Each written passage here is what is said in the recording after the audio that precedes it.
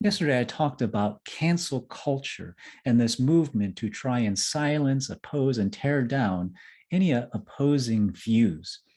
And I want to submit to you that this is a spiritual movement that seeks to silence the truth, that seeks to cover the truth. And the reason for this is because something happens when people experience the truth. Jesus said, "You shall know the truth, and the truth shall set you free." And so when people know truth, they enter into a position of freedom. And freedom for humanity, even though it's so precious and people long for it, there is an apprehension towards actually experiencing freedom. Why? Because then with freedom comes great responsibility.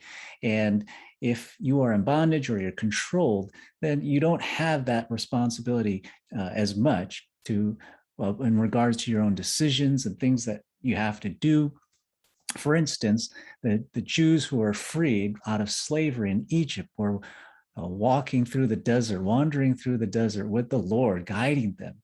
And at times they would complain about the conditions or the food or the water or any of these issues that arose that from their travels. And they would complain to Moses saying, "Oh, we were living better in Egypt under Pharaoh." And so in one sense, they were communicating, we wish we were living under authority in bondage rather than being free out here in the desert, just trusting in God. And so this demonstrates this aspect of humanity that it would trade freedom for comfort, for security, for provision. But all of those things are meant to be found in the Lord. He's our comforter, He's our protector, and He is our provider.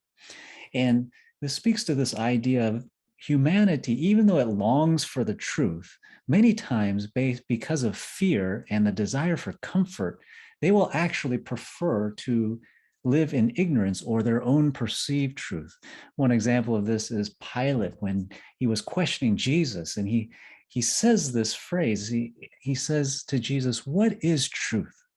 And this is a question that humanity has pondered generation after generation and what drives people to seek after knowledge.